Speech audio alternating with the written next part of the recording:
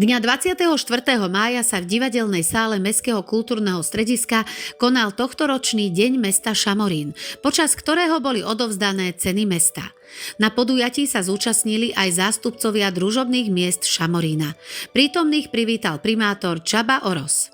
Ma egy olyan eseményre gyűltünk össze, amely számunkra nem csupán formai alkalom. Emlékezünk és ünnepelünk. Emlékezünk 1405 áprilisára, amikor Zsigmond királyi városi rangot adományozott Somorjának, elismerve ezzel városunk és közösségünk jelentőségét és szerepét a korabeli ország életében. Ünnepeljük mindazokat, akik ma is formálják ezt a várost, akik energiájukkal, tudásukkal és szívükkel hozzájárulnak Somorja fejlődéséhez. Tisztelettel adózunk azok előtt is, akik sajnos már nem lehetnek közöttünk, de életük során gazdagították városunk jó hírnevét. Somorja ma is azoknak a városa, akik hisznek a közösség erejében, azoké, akik nem a rivaldafényt keresik, hanem csendesen, kitartóan dolgoznak értünk. Az ő munkájuk nyomán gazdagodik a kultúránk, fejlődik a gazdaságunk, erősödik a közösségi életünk. Ők azok, akik nélkül városunk csak egy lenne a sok közül, de velük együtt Somorja az otthonunk, ahol jó élni és ahová jó tartozni. Na mestské ocenenia mohli posielať nominácie jednotlivci aj organizácie. Ocenenie pro urbe získala Erzsébet Pogáň in memoriam, ktorá 10 ročia pôsobila vo verejnom, spoločenskom a kultúrnom živote mesta. Svojou prácou významne prispela k rozvoju mesta. Jej činnosť pramenila z hlbokého lokálpatriotizmu a oddanosti komunite. Ocenenie prevzal jej manžel Tibor Pogány.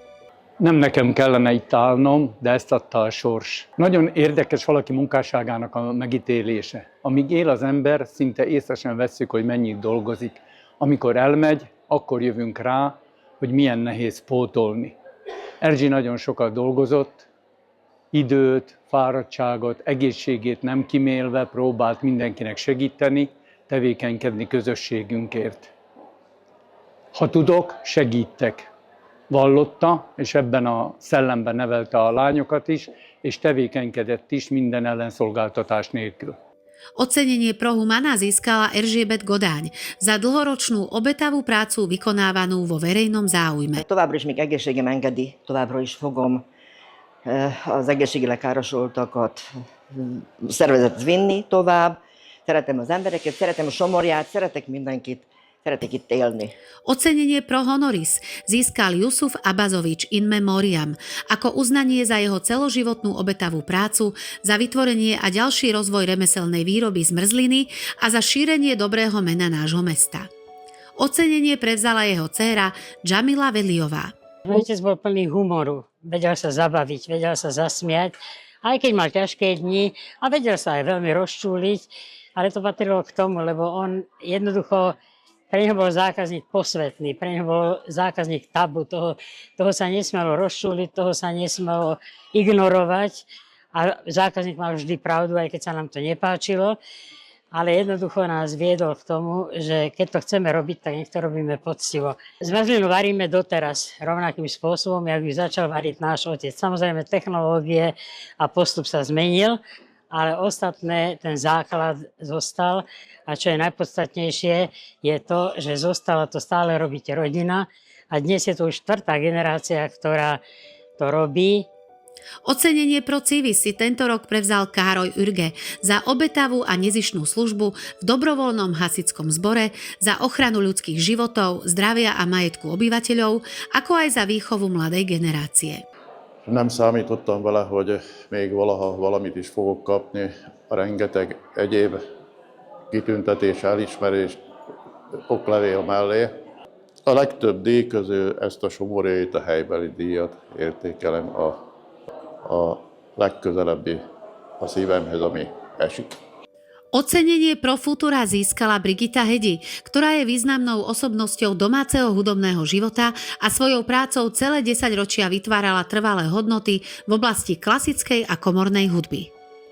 Ocenenie Pro Kultúra získala tento rok Soňa Zakariášová za oddanú a príkladnú prácu za posledné 10 ročia pri odhaľovaní a zachovávaní historického dedičstva nášho mesta. Je to aj taká motivácia pre budúce pátranie. Môžem povedať, že Šamorín mi prirastol k srdcu, ja som tu vyrástla.